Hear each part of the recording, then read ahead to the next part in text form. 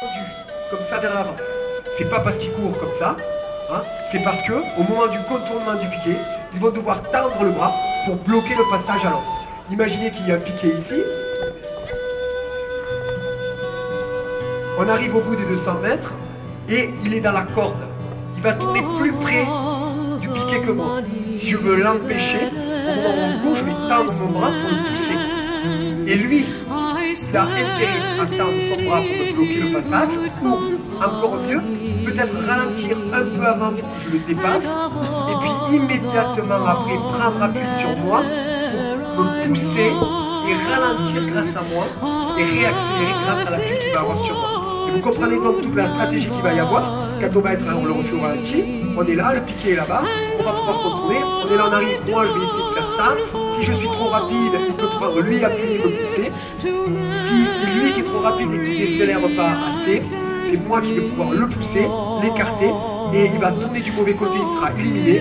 Moi je tourne du bon côté et je gagne la course. Donc la course chez les Grecs et chez les Romains ensuite, et quand c'est au-delà du sprint, au-delà du 200 mètres, ça devient extrêmement tactique. Et c'est pas un 400 mètres comme vous pouvez le courir aujourd'hui ou un 800 mètres comme vous pouvez le courir aujourd'hui, mais c'est plutôt 200 mètres, une petite bagarre, 200 mètres, une petite bagarre, 200 mètres, une petite bagarre, et ainsi de suite.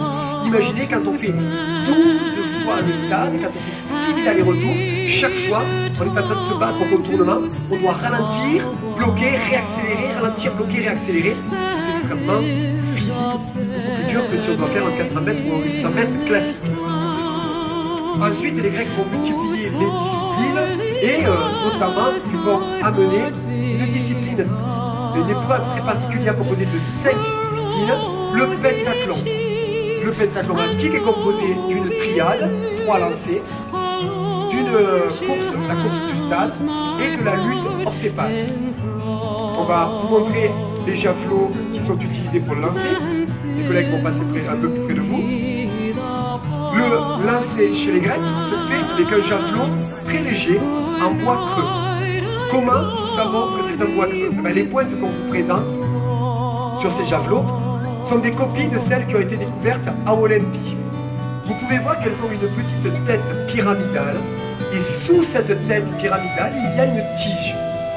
Et c'est comme ça qu'on sait que c'est un bois creux. Si c'était une douille comme une arme de guerre, ça viendrait sur un bois plein, beaucoup plus solide. Là, il y a une tige qui rentre dans un bois creux. Du coup, le bois est extrêmement léger. Les Grecs et les Romains utilisaient vraisemblablement de la canne et du sureau. On doit lancer dans une aire de lancer qui, je vous l'ai dit, est à peine de 30 mètres de large. Donc vous comprendrez bien qu'on doit se lancer non seulement loin, mais en plus précis, puisque les publics sont à droite et à gauche à peine 15 mètres. On lance le javelot avec un propulseur, une lanière de cuir qui est attachée à l'arrière du javelot. Ce propulseur va permettre d'accélérer la rotation naturelle du javelot.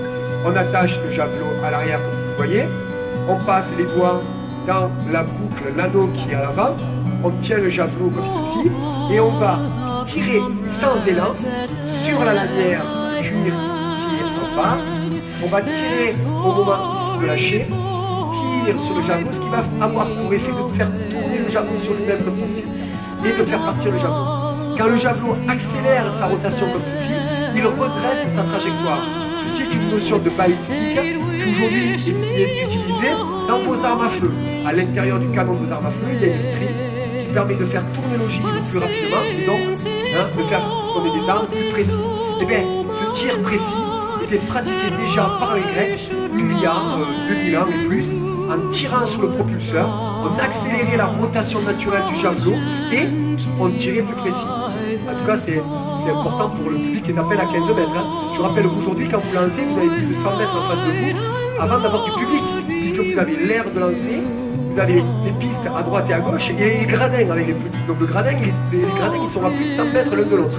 Mais il y a quand même des accidents parfois sur les pistes, notamment, on connaît tous l'histoire de ce sauteur en longueur qui a pris un javelot dans le dos.